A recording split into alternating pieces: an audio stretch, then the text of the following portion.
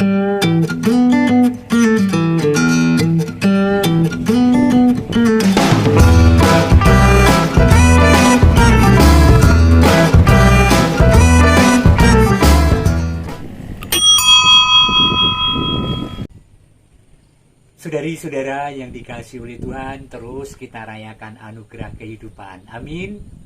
Selamat merayakan masa Prapaskah, saat untuk merefleksikan diri, saat untuk dandani urip, saat untuk membarui semangat hidup Kristiani kita. Amin.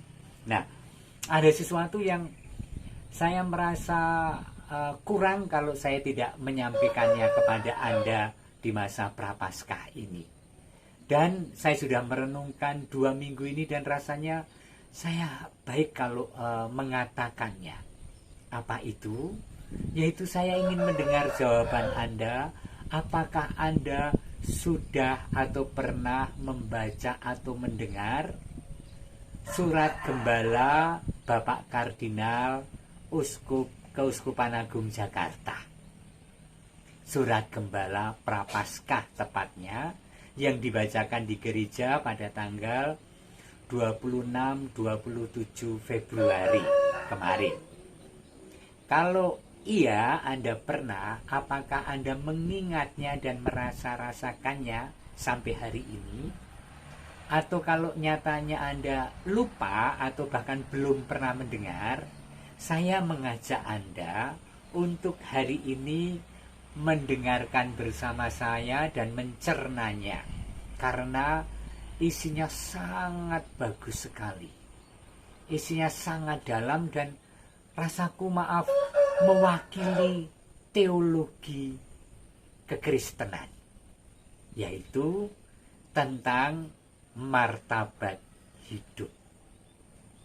Beliau membaginya dalam surat Gembala itu menjadi 2 bagian: dasar teologis,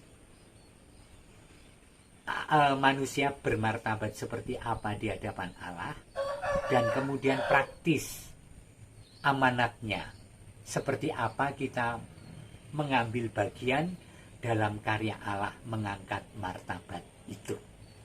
Maka mungkin kalau terlalu panjang nanti video ini akan saya bagi menjadi 2 bagian.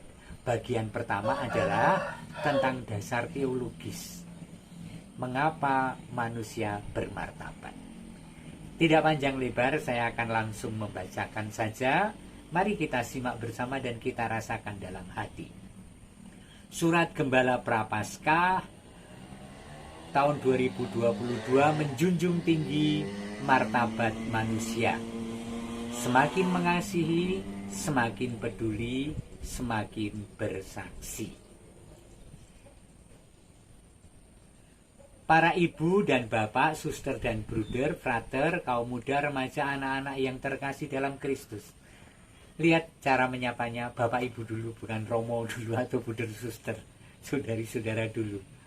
Kemudian beliau menempatkan pada artikel pertama adalah konteks surat Gembala ini. Bersama seluruh gereja pada hari Rabu 2 Maret yang akan datang ini kita memasuki masa Prapaskah. Kita semua tahu Prapaskah adalah masa khusus penuh rahmat, masa kesempatan bagi kita untuk lebih membuka hati kepada Tuhan yang selalu menyertai, membimbing, dan meneguhkan kita dalam pesiaran hidup. Saudara-saudara, masa penuh rahmat, masa Allah membuka belas kasih-Nya untuk pembaruan hidup kita, untuk bangkit. Hebat ya? Masa Prapaskah akan bermuara pada hari-hari Pekan Suci, saat kita diajak mengikuti Yesus lebih dekat dengan sengsara wafat dan kebangkitannya. Lihat, yang disebut Paskah itu dikatakan dalam konteks Minggu Suci disebutnya. Mengalami dan merasakan, merenungkan sengsara, wafat, dan kebangkitan. Jadi bukan hanya malam Paskah atau hari raya Paskah saja. Dengan cara itu, kita mengungkapkan komitmen kita untuk semakin tekun setia mengikuti Yesus. Kita diajak menggunakan kesempatan istimewa ini untuk semakin merasakan dan bersyukur karena begitu besar kasih Allah akan dunia ini, sehingga Ia telah mengaruniakan anaknya yang tunggal supaya setiap orang yang percaya kepadanya tidak binasa, melainkan beroleh hidup yang kekal. Kita diajak untuk merasakan kasih Allah. Kasih Allah itu yang paling ultimate, apa sih yang paling tinggi? Kasih Allah itu ya Allah yang karena cintanya kepada kita, kasihnya kepada kita, memberikan yang terbaik, yang termulia. Apa itu? Cinta yang sehabis-habisnya. Apa cinta yang sehabis-habisnya? Cinta yang memberikan diri sampai kematian untuk keselamatan orang yang dicintai. Dan itu adalah kita. Rasakanlah itu. Jangan pernah ada yang merasa itu mereka. Bukan, itu Anda. Itu kita semua. Luar biasa. Kasih Allah yang kita rasakan dan syukuri akan terus-menerus membarui hidup kita, sehingga kita dapat bertumbuh semakin selaras dengan martabat kita sebagai gambar Allah. Itulah yang dinyatakan dalam kitab Penciptaan. Maka Allah menciptakan manusia itu menurut gambarnya, menurut gambar Allah diciptakannya dia, laki-laki dan perempuan diciptakannya mereka. Martabat itu adalah penciptaan Allah menurut gambarnya sendiri, menurut citra Allah. Diciptakan perempuan dan laki-laki. Dahsyat ya, kita itu citra Allah loh. Kita itu gambaran Allah loh. Wow, panggilan yang sangat mulia. Pada tahun ini kita menjalani masa Prapaskah ketika umat KAJ mendalami paham mengenai martabat manusia dan kemudian berusaha mencari jalan-jalan kreatif untuk menjunjung tinggi dan menghormati martabat itu. Karena itu yang pertama-tama mesti kita pahami adalah jati diri kita manusia menurut keyakinan iman kita. Karena kita bermartabat, kita harus mewartakan martabat dan mencari jalan alternatif supaya hidup kita, bukan diri kita sendiri, tapi hidup kita semua menjadi lebih bermartabat. Maka diajak untuk mencari jalan-jalan alternatif. Maka sebelum itu, Bapak Kardinal mengajak kita untuk memahami jati diri kita sendiri, siapakah kita ini menurut iman kita.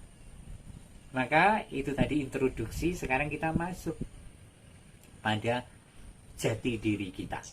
Sebagaimana sudah disampaikan pada awal, menurut kitab Kejadian manusia diciptakan sebagai gambar dan citra Allah, sebagai puncak karya penciptaan. Kisah yang ditutup dengan pernyataan sungguh amat baik dalam kitab Kejadian sebagai referen Kidung Kejadian itu menegaskan martabat manusia yang mulia.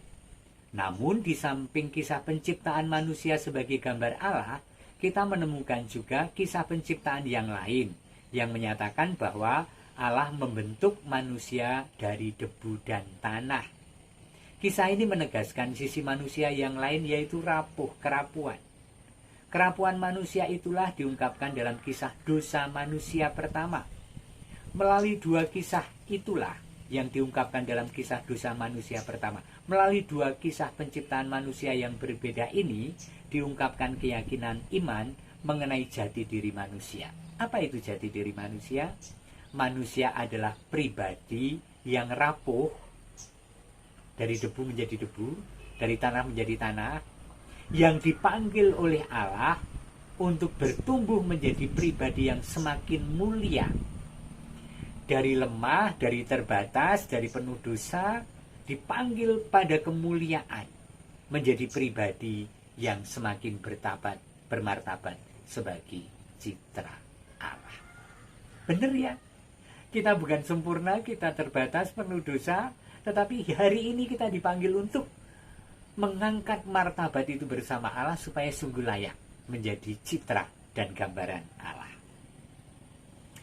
Manusia yang diciptakan sebagai puncak segala ciptaan itu dianugerahi oleh Allah kelebihan dibanding dengan makhluk ciptaan lain. Manusia dianugerahi akal budi, hati nurani, dan kemerdekaan. Dengan akal budi yang dituntun oleh hati nurani yang jernih, manusia akan bertindak sebagai pribadi yang bebas dan merdeka. Dengan kemerdekaannya, manusia diharapkan dapat mengambil keputusan-keputusan yang dilandaskan pada kesadaran diri yang paling dasar sebagai ciptaan, sebagaimana diajarkan misalnya dalam latihan rohani Santo Ignatius. Manusia diciptakan untuk memuji, menghormati, serta mengabdi Allah Tuhan kita. Pertanyaan yang muncul adalah bagaimana cara kita, manusia gambar Allah yang rapuh, dapat menggunakan akal budi, hati nurani, dan kemerdekaan kita untuk mengabdi dan memuliakan Allah. Piye carane? Kita yang rapuh dapat menjadi gambaran Allah yang mengabdi kepada Allah. Jawabannya kita semua tahu. Dengan meneladani Yesus yang adalah gambar Allah yang tidak kelihatan, yang di dalamnya seluruh kepenuhan Allah berkenan diam.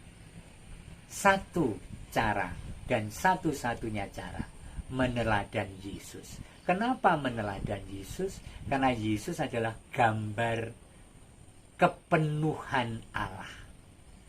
Gambaran Allah secara penuh ditampilkan dalam dirinya melalui karya, melalui sabdanya, melalui pengorbanan hidupnya. Dahsyat banget ya, dahsyat banget loh.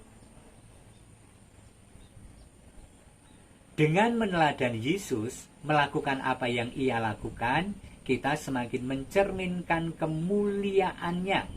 Itulah yang dinyatakan oleh Rasul Paulus. Kita semua mencerminkan kemuliaan Tuhan. Maka kita diubah menjadi serupa dengan gambarnya dalam kemuliaan yang semakin besar.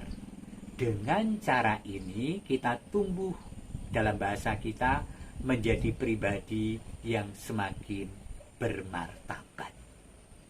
Itu saja saya kira penggal pertama dari surat Gembala Bapak Kardinal. Sebelum ini saya juga sudah mengunggah urian saya tentang surat Gembala Bapak Uskup Agung Semarang, karena saya Romo Projo Keuskupan Agung Semarang. Tetapi surat Kardinal ini sungguh universal untuk semua pribadi Katolik, Kristen, dan seluruh umat manusia. Dahsyat ya. Jadi sekali lagi poinnya tadi adalah kita citra dan gambaran Allah yang sangat bermartabat. Dasarnya adalah karena kita diciptakan sesuai gambar Allah dan bermartabat walaupun kita rapuh. Mari kita wujudkan itu.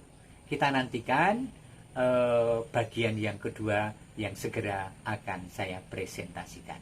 Selamat merayakan anugerah kehidupan.